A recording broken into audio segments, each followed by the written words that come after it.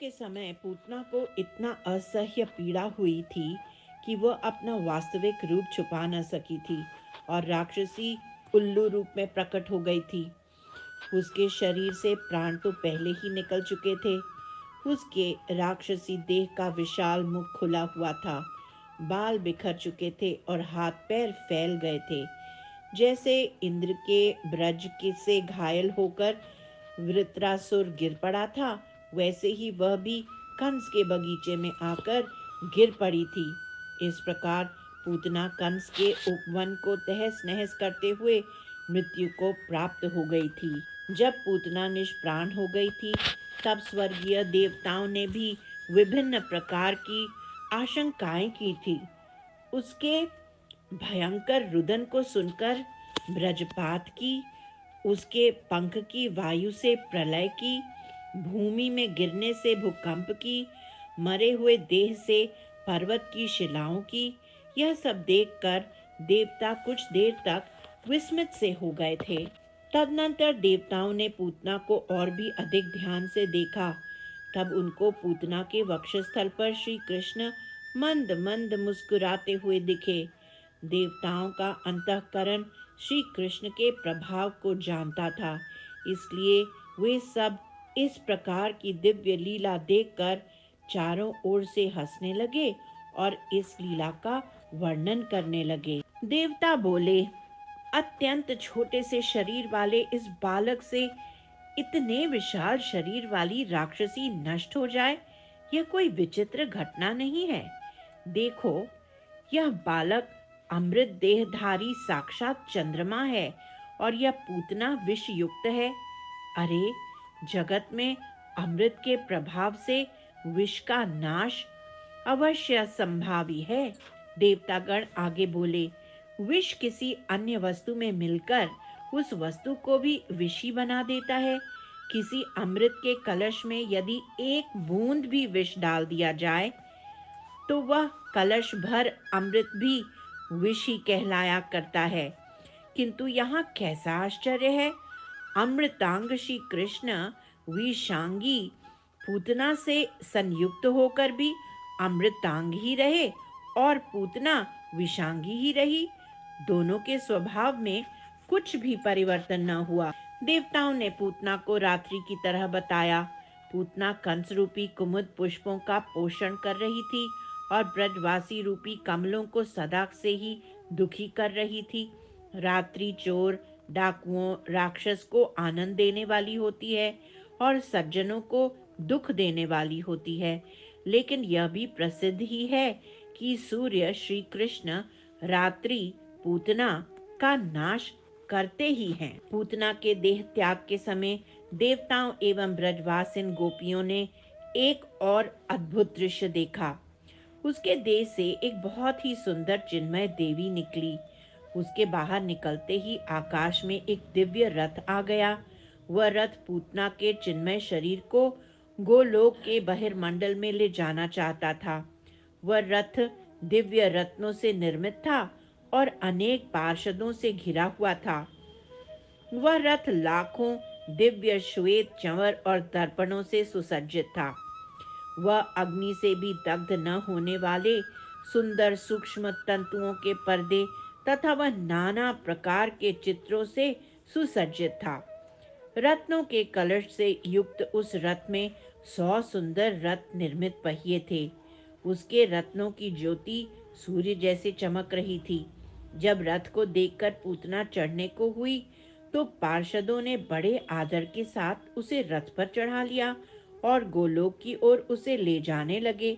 वे सीधे सरल ब्रजवासी पूतना की सद्गति के रहस्य को नहीं जान पाए, इसलिए बड़े आश्चर्यचकित थे। पूतना के मर जाने पर बाल कृष्ण अपने मन में सोच रहे थे कि अभी मैं एक नवजात बालक ही हूँ, स्तनपान करना ही मेरी जीविका है। यदि पूतना ने मेरे मुख में स्तन दे दिया और मैंने उसका पान कर लिया, अरे पूतना, इस क्रिया में यदि तू मरती है तो मर जा, इसमें मेरा क्या दोष है। इधर नंद भवन में श्री यशोदा मैया आदि बहुत सी माताएं पूतना की चिल्लाहट पूर्ण तीक्ष्ण क्रंदन एवं अपने लाला के वियोग से अचेतन ही पड़ी थीं। कई सारी गोपियां उनको विभिन्न प्रकार से चेतना प्रदान करने का प्रयास कर रही थीं। कुछ देर के पश्चात श्री यशोदा मैया को थोड़ी सी चेतना आई। उनको अब यह ज्ञात हो चुका था कि पूतना का दिव्य वेश, वात्सल्य प्रदर्शन, लाला को गोद में लेना, स्तनपान करना आदि सब कार्य तो उसका छलावा ही था। इस प्रकार पूतना की करतूत को समझती हुई एवं अपने बालक को न देखती हुई बिना बिछड़े की गाय की तरह विलाप करने लगी। अहो कष्ट! हाय, यह क्या हुआ? हाय, मेरा लाला कहाँ है? हाय, मुझे धिक्कार है, मैं अपने बालक की रक्षा नहीं कर पाई। अरे गोपी, कहीं स्वर्गीय देवताओं ने मेरे बालक को नीलकमल समझकर अपने कर्ण आभूषण बनाने के लिए हरण तो नहीं कर लिया है? अथवा कहीं नाग पत्नियों ने नीलमणि समझकर अपने मुकुटमणि के रूप में तो हरण नहीं कर लिया है? हे गोपी, कहीं ऐसा तो नहीं इसे तमाल पुष्प समझकर गंधर्व नारियों ने अपने केशों के भूषण बनाने के लिए हरण तो नहीं कर लिया है? अथवा इसको दिव्य अंजन काजल समझकर योगिनी स्त्रियों ने उसको कहीं छिपा तो नहीं रख रखा है? अथवा इसको चंद्रमा की कलिका समझकर शंकर बाबा ने अपने जटाजूट में तो नहीं रख लिया है? अरे गोपी, तुम बताओ, मेरे लाला को किसने चुराया है? मुझे बताओ तो कहाँ प्राप्त हो सकता है? मुझे तो लगता है यह सब मेरे ही दुर्भाग्य का दुष्परिणाम है। मैं कोई अयोग्य माता ही हूँ, इसलिए ये बालक मुझे त्याग कर किसी अन्य सौभाग्यशाली माता के पास चला गया है। इस प्रकार विलाप करते हुए श्री यशोदा मैया लवली लता की तरह मुरझा गईं।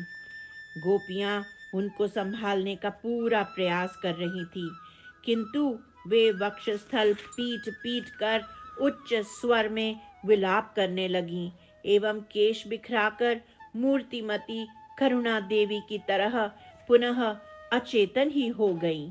उधर नंद भवन में उपस्थित बहुत सी वृद्धा, मध्या एवं बहु बेटी आदि गोपियां श्रीमती यशोदा आदि मूर्छित माताओं के धैर्य एवं बालकृष्ण की प्राप्ति के लिए उन माताओं को त्याग कर छलांग भरती हुई नंद भवन से दौड़ पड़ी थीं।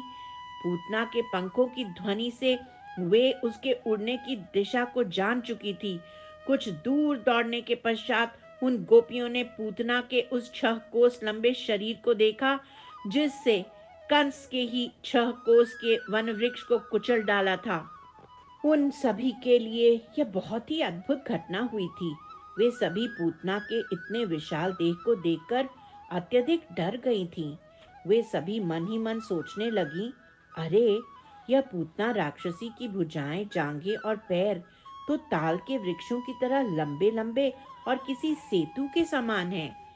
मुख में हल के समान तीखी और भयंकर दाढ़ें हैं और इसका मुख पाताल जैसा गहरा है। नथुने पर्वत की गुफा के समान गहरे हैं। दोनों स्तन पर्वत से गिरे हुए चट्टानों की तरह बड़े बड़े हैं। इसके लाल लाल केश कैसे चारों ओर फैले हुए हैं। इसके नाभि एवं नेत्र अंधे कुएं के समान गहरे हैं। नितंब नदी के किनारों की तरह भयंकर तथा इसका पेट सूखे सरोवर की भांति जान पड़ता है। फिर भी वे साहसी गोपियां पूतना के इस भयंकर देह को देखकर भी डरी नहीं और निर्भय होकर भूमि पर पड़ी हुई पूतना की भुजा रूपी खाट सोपान पर चढ़कर उसके वक्षस्थल पर पहुंच गईं। उन्होंने स्तनों के ऊपर ही बाल कृष्ण गोपाल को निर्भयता पूर्वक किलोल करते हुए देखा।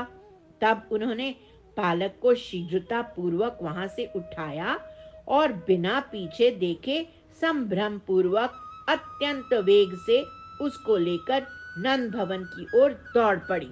श्री बाल कृष्ण लाल की जय, श्री गोकुल धाम की जय।